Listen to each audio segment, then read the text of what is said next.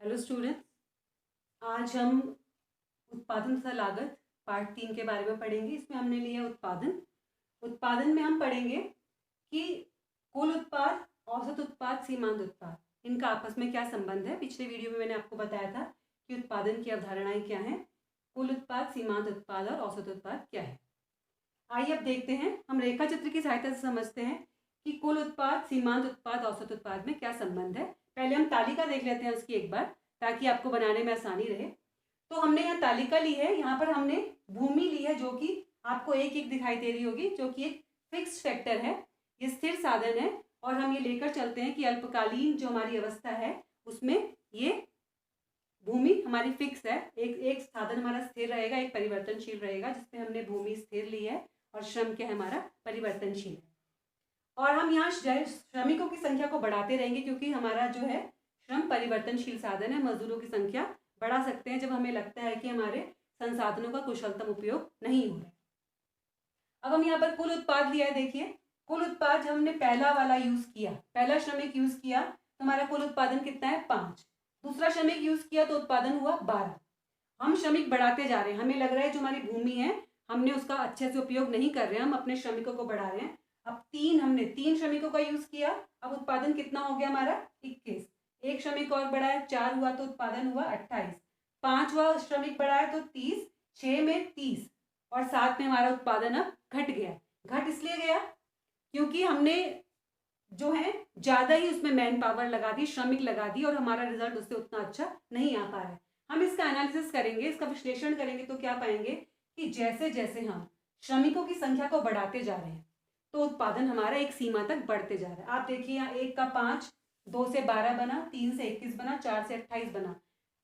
शुरू में तो बड़ी तीव्र गति से बढ़ रहा है, 5 से 12, 12 से सीधे 21 आया, लेकिन अब यहाँ पर गति इसकी धीरे हो गई है। 28, 21 से 28, 28 से 30, तो ये फिर उसके बाद हम और श्रमिक बढ़ा रहे हैं तो हमारी उत्पादन की गति धीमी हो गई है। उसके बाद एक ऐसी सिचुएशन भी आ रही है कि हमारा उत्पादन स्थिर हो गया है, 30 का 30 हो गया और यहाँ पर, और फिर हमें लग रहा है अब क्या हो रहा है, हमने ज़्यादा लगा दिए श्रमिक और उतनी ज़रूरत नहीं थी हमें, और वो टाइम वेस्ट ही कर रहे हैं, हमारा उत्पादन कम हो रहा है 28।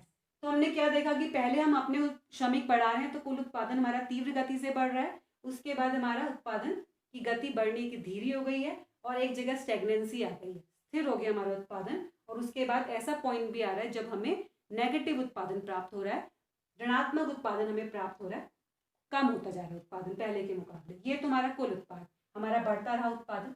अब औसत उत्पादन देखते हैं। हमने बताया था औसत उत्पाद क्या है कि जो हमारा टीपी है, कुल उत्पादन डिवाइडेड बाय हमारे जो श्रमिक हैं। पहले इसको 5 से भाग देंगे तो 5 ही आएगा। 12 हमारा कुल उत्पाद था 2 श्रमिक करने पर, 12 को 2 से भाग दिया, औसत उत्पादन हमारा 6 हो गया। 3 से किया तो 21 को 3 से भाग दिया, 7 हो गया। 28 को 4 से देंगे 7, 30 को 5 से देंगे 5 एक 30, 6, 30 को 6 से देंगे 5 और 28 को 7 से देंगे 4। हमारा ये निकल गया औसत उत्पाद। सीमांत उत्पाद देखते हैं कैसे बन रहा है। सीमांत उत्पाद में क्या बताया था कि एक अतिरिक्त इकाई, एक श्रमशील परिवर्तनशील साधन की एक अतिरिक्त इकाई का प्रयोग करने से कुल उत्पादन में जो परिवर्तन आता है, परिवर्तन कम भी हो सकता है, ज्यादा भी हो सकता है, उसे हम कहते हैं सीमांत उत्पाद। हमने पहली इकाई का प्रयोग किया, कुल उत्पादन 5, तो हमारा सीमांत उत्पाद भी 5 ही रहेगा, क्योंकि अभी यहाँ कोई परिवर्तन की नौबत ही नहीं है, शुरुआत ही हम यहाँ से कर रहे हैं। दूसरी इकाई का प्रयोग किया, उत्पादन हो गया 12। अब कितना परिवर्तन आया, एक श्रमिक के करने से 7 हमारे यहाँ और हुए तो हमने लिख दिया यहाँ पर 7। अब तीसरी इकाई का प्रयोग किया, कुल उत्पादन 21, कितने का आया, पहले 12 था अब 21 हो गया, अतिरिक्त इकाई का प्रयोग करने से हमारा सीमांत उत्पादन हो गया 9। 28 चौथी श्रमिक का प्रयोग करने से परिवर्तन आया 7 का 7। अब उत्पादन हमारा कुल उत्पादन हो गया 30, परिवर्तन आया 2 का। फिर यहाँ स्टेगनेंट पॉइंट है 30, स्थिरता आई है, और हमने जब 0 हुआ इसका मतलब हमारा कितना है, सीमांत उत्पादन कोई परिवर्तन नहीं आया, 30 - 30 0। अब यहाँ पर हमारा हमने कहा है कि अब हम उसका अच्छे से प्रयोग नहीं कर पा रहे संसाधनों का, हमने एक्स्ट्रा लेबर कर दिया है, तो यहाँ पर क्या हो गया, माइनस में हो गया कुल उत्पादन। तो यहाँ पर क्या हो गया, अब हो गया 28 उत्पादन, पहले था 30, तो हमें 2 ऋणात्मक आ गया। तो जब हम इसका विश्लेषण करें तो क्या पाएंगे कि पहले 5 था, फिर 7 हुआ, फिर 9 हुआ, तो हमारा सीमांत उत्पाद तेजी से बढ़ रहा है। उसके बाद फिर 7 हुआ, मतलब कम हो रहा है। उसके बाद फिर 2 हुआ, कम हो रहा है। एक अवस्था ऐसी आई जब 0 हो गया और एक अवस्था ऐसी आई तो -2 हो गया। तो हमें क्या ध्यान रखना है सीमांत उत्पाद में, या जो भी हमारा सीमांत हम लागत ले या आगत ले, हमें उसमें क्या ध्यान रखना है कि जो भी सीमांत हमारा उत्पाद रहेगा पहले शुरू में वो तीव्र गति से बढ़ेगा, उसके बाद उसकी गति बढ़ने की क्या हो जाएगी, कम हो जाएगी। एक पॉइंट फिर 0 हो जाएगा, उसके बाद एक माइनस हो जाएगा। हमें ध्यान रखना है, तो हमें तालिका बनाने में बहुत आसानी रहेगी। पहले उत्पादन बढ़ रहा है सीमांत उत्पादन, फिर कम हो रहा है, फिर 0 हो रहा है, फिर माइनस में हो रहा है। देखिए यहाँ पर पहले 5 था, फिर 7 हुआ, 7 के बाद 9 हुआ, 9 के बाद फिर यहाँ कम हो गया, कम हो गया, 7 से फिर 2 हो गया, 0 हो गया, फिर -2 हो गया। सीमांत उत्पादन बढ़ रहा है, कम हो रहा है, 0 हो रहा है, माइनस हो रहा है। हम सीमांत उत्पाद को ऐसे भी ले सकते हैं, कुल उत्पाद भी निकाल सकते हैं इसका। पहले 5 में 7 ऐड करेंगे 12, 12 में 9 ऐड किया 21, कुल उत्पाद आ जाएगा। 9 में 7 ऐड किया 28, 28 में फिर इसमें 2 ऐड किया 30, 30 में 0 ऐड किया 30, 0 में -2 ऐड किया 28। ये हमारे तीनों बन गए कुल उत्पाद, औसत उत्पाद, सीमांत उत्पाद। इसको जो हम रेखा चित्र में देखेंगे, जब हम इसको रेखा चित्र में प्रेजेंट करेंगे तो कुल उत्पाद हमने यहाँ पर श्रम की इकाइयाँ लिखेंगे, यहाँ हम कुल उत्पाद लिखेंगे। तो इसका जो रेखा चित्र बनेगा स्टूडेंट्स, ये ऐसा बनेगा कि पहले हमारा कुल उत्पाद तेजी से बढ़ेगा, फिर यहाँ पर जैसे 30 पॉइंट ऑफ इन्फ्लेक्स आ जाएगा कि यहाँ पर अधिकतम बिंदु आ जाएगा, उसके बाद ये 28 फिर नीचे की ओर झुक जाएगा। इस तरीके से बनेगा हमारा कुल उत्पाद।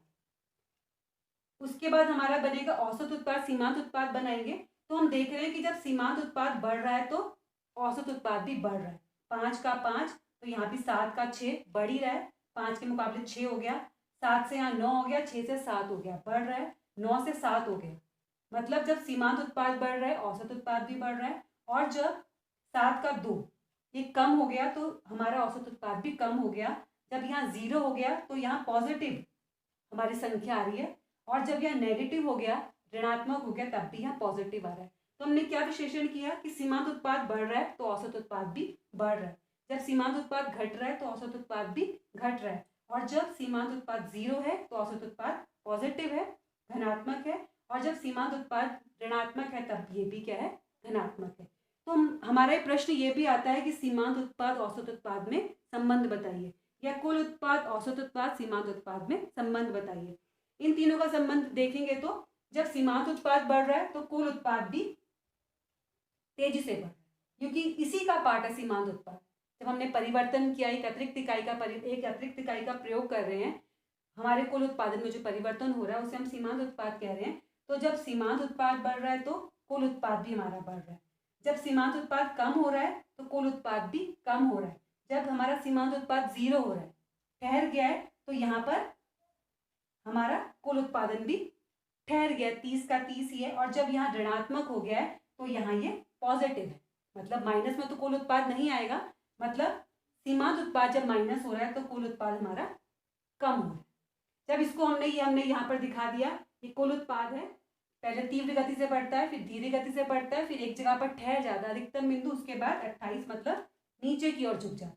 ठीक है, अगर हम इसको अब शो करेंगे औसत उत्पाद और सीमांत उत्पाद को, ये हमने औसत उत्पाद और सीमांत उत्पाद शो करेंगे, तो ये फिगर कैसी आएगी कि पहले हमने कहा है सीमांत उत्पाद बढ़ रहा है तो औसत उत्पाद भी बढ़ रहा है, ये सीमांत उत्पाद बढ़ा,